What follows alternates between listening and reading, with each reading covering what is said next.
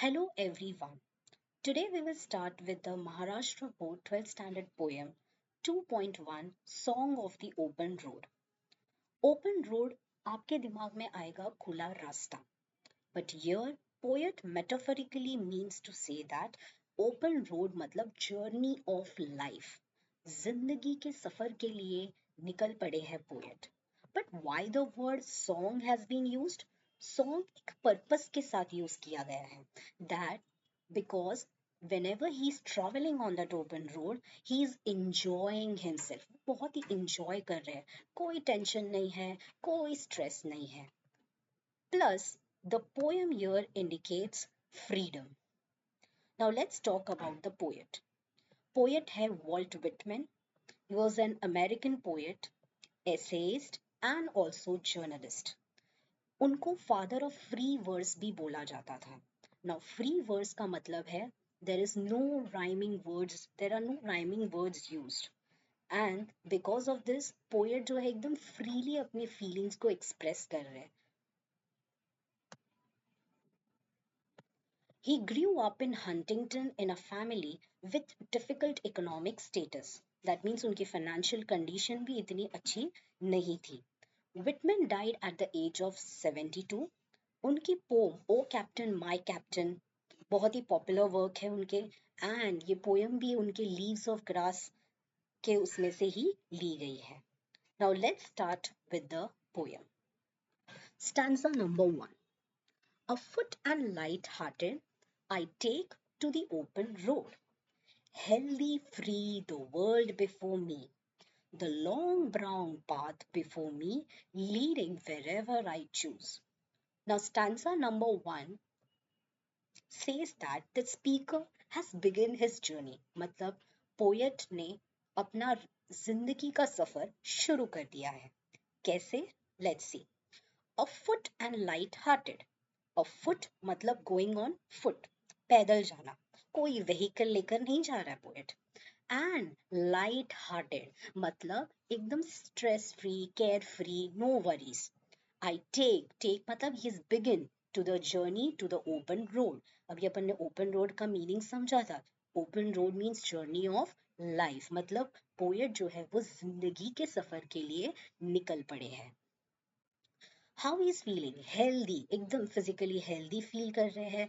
Free मतलब कोई tension भी नहीं है, कोई वरीज नहीं है. The world before me, the long brown path. Path मतलब रास्ता जो है उनके सामने. He is leading wherever I choose मतलब वो खुद ही वो रास्ता चूज करेंगे. मतलब वो खुद तय करेंगे. He is the ruler, he will take in charge of his life. वो रास्ता वहां लेकर जाएगा जहां वो जाना चाहते हैं. Detailed analysis and explanation plus meanings are given to you. Let's go to the stanza number 2. Henceforth, I ask not good fortune. I myself am good fortune. Henceforth, I whimper no more, postpone no more, need nothing. Done with indoor complaints, libraries, querulous criticisms. Strong and content, I travel the open road.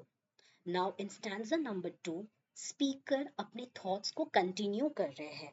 वो आगे बता रहे हैं कि जब वो जिंदगी के सफर के लिए निकल पड़े हैं तो वो क्या चीज करेंगे एंड क्या चीज वो नहीं करेंगे. henceforth मतलब अब से. I ask not good fortune. Good fortune मतलब गुड लक.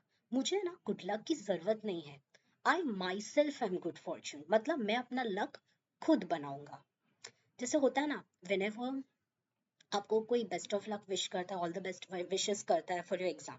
बट एग्जाम तो आपको ही देना है, लक से नहीं. मतलब लक तो वो विश करेंगे बट आपको अपना लक तो खुद ही बनाना पड़ेगा by giving your exam properly. So यहाँ भी वही बोला है कि मुझे गुड लक की जरूरत नहीं है, मैं अपना लक खुद बनाऊंगा. henceforth अब से. I whimper no more, postpone no more. Now whimper meaning is given. Whimper का मतलब क्या होता है? Make a series of low, weak, sad cries, especially with fear and pain. मतलब मैं अभी रोऊंगा धोऊंगा नहीं. I whimper no more. Postpone no more. Postpone का मतलब है टालना. आज नहीं, कल. हम लोग करते हैं ना मोस्टली होमवर्क नहीं करना है वैसा. तो आज नहीं कल टालते नहीं रहूंगा, नीड नथिंग मतलब मुझे कोई चीज की जरूरत नहीं है, that means he satisfied. Done with indoor complaints, बहुत हो गया, ये चार दीवारों में बैठकर कंप्लेन करना बहुत हो गया। Libraries, now your libraries means libraries में see you get the books you read, but that is knowledge to its, मतलब it is restricted to that itself. But जब आप ट्रैवल करते हो तो आपको और एक्सपीरियंसेस मिलते हैं and you are open to that. So इसीलिए बोल रहा है बस हो गया है वो चार दीवारों में होना। क्यूरोलियस क्रिटिसिज्म, क्यूरोलियस का मतलब होता है कंप्लेन करना एंड क्रिटिसिज्म मीन्स ओपिनियन देना, टिप्पणी देना, अरे तुम ऐसा नहीं, तुम बराबर नहीं कर रहे हो, लाइक दिस। तो ये सब चीजें बस हो गई। स्ट्रॉन्ग एंड कंटेंट, मैं बहुत ही स्ट्रॉन्ग फील कर रहा हूँ एंड कंटेंट फील कर रहा हूँ, मतलब हैप्पी फील कर रहा हूँ, सॉरी सेटिस्फाइड फील कर रहा हूँ, content mean satisfied. I travel the open road, मतलब मैं इस जिंदगी के सफर के लिए ट्रैवल कर रहा हूँ, जा रहा हूँ।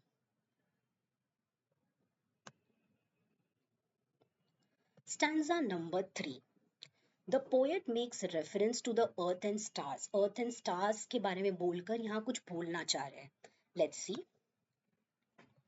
The earth that is sufficient. I do not want the constellations any nearer. I know they are very well where they are.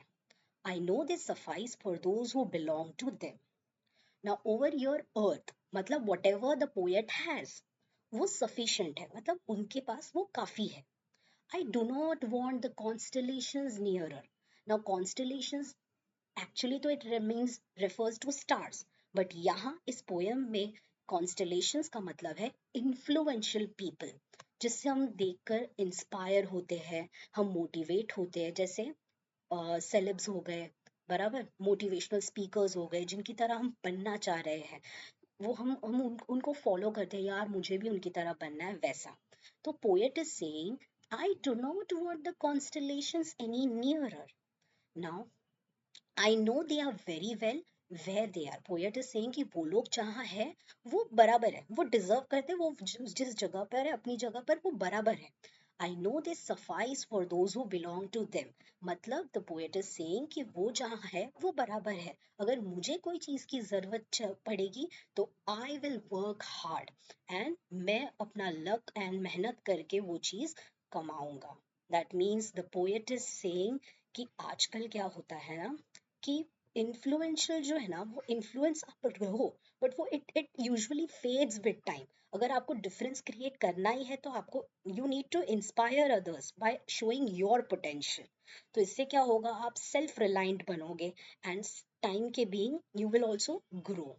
सो यहाँ वही वो बोलना चाह रहे कि मुझे ये कॉन्स्टिलेशंस इन्फ्लुएंशियल लोग बाजू में नहीं चाहिए. और यहाँ वो भी बोल रहे हैं कि वो लोग जहाँ हैं वो अपनी जगह पर बराबर है, they deserve because they have done there hard work, but अगर मुझे वो चीज चाहिए रहेगी तो मैं खुद मेहनत करूंगा.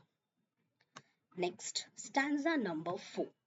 Now stanza number 4 is after thought of the speaker, मतलब आगे वो क्या विचार कर रहे हैं. Let's see. Now if you will see poem जो लास्ट स्टैंजा है it has been written in bracket. Now your bracket means parenthesis has been used. Let's see क्या बोल रहे हैं. Still here I carry my old delicious burdens. I carry them, men and women, I carry them with me wherever I go. I swear it is impossible for me to get rid of them. I am filled with them and I will fill them in return. Now यहाँ ये जो stanza number 4, इसमें हमें reality check मिल रहा है. हमें क्या लग रहा है कि poet is has started the journey, जिंदगी के सफर के लिए निकल पड़े, कोई टेंशन ही नहीं है, मस्त अपने हिसाब से जा रहे हैं, बट ऐसा नहीं है. Let's see. Poet is saying कि still here I carry my old delicious burdens, मतलब पोएट को भी बर्डन्स है, but here the poet has used a very positive word for with this negative word. देखो burden एक negative word है, but उसके साथ उन्होंने वर्ड क्या यूज किया है, डिलीशियस. दैट मीन्स पोएट ने उसको पॉजिटिविटी दी है. देखो हर एक को लाइफ में प्रॉब्लम होती है, किसी को फैमिली प्रॉब्लम, किसी को financial problem, but your poet बोल रहे हैं कि ऐसा नहीं है कि मैं अपने प्रॉब्लम्स घर छोड़ कर आ रहा हूँ, मैं भी ये डिलीशियस मतलब ये जो बर्डन्स है वो साथ लेकर जा रहा हूँ, बट ये प्रॉब्लम्स को मैं कैसा मानता हूँ? Delicious. Now your old delicious burden means sweet memories of the past. I carry them, men and women. I carry them with me wherever I go. मतलब मैं घर छोड़कर नहीं आता हूँ अपने प्रॉब्लम्स को. I swear it is impossible for me to get rid of them. Rid मतलब छुटकारा पाना. मुझे पता है कि मुझे इस प्रॉब्लम से छुटकारा मिलने वाला नहीं है. I am filled with them. मतलब मैं इस प्रॉब्लम से घेरा हुआ हूँ, सराउंडेड हूँ. And I will fill them in return. मैं उस प्रॉब्लम्स को एकदम सॉल्व कर दूंगा. So in this stanza, we have understood what he feels. Now the theme of the poem is freedom, joy of life and बहुत ही optimism मतलब positive attitude के साथ the poem has been written. So here this is a very inspirational poem. हमें यही समझ में आता है कि पोएट जो है वो अपनी जिंदगी के सफर के लिए निकल तो पड़े हैं, but he is believing in himself. यहाँ ये पोएम से यही समझ में आ रहा है कि आपको अपने आप पे बिलीव करना है. अगर आप अपने आप पे बिलीव करोगे तो आप लाइफ में कुछ भी अचीव कर सकते हो. पॉजिटिविटी के साथ आपको जाना है. ऐसे बहुत सारे लोग हैं जो पॉजिटिविटी के साथ जब स्टार्टिंग में कुछ नहीं थे, बट वो आगे जाके they became great, they became successful. जैसे example, they have gain massive success, right.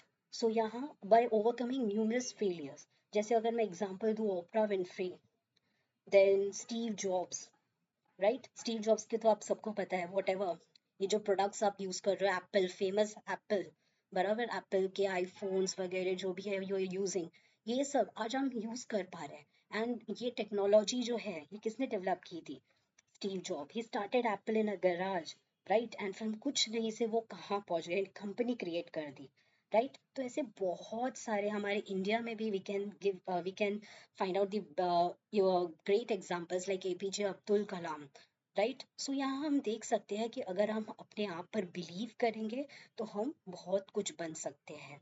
So this poem it ends in a positive note and gives you this beautiful message. Thank you all.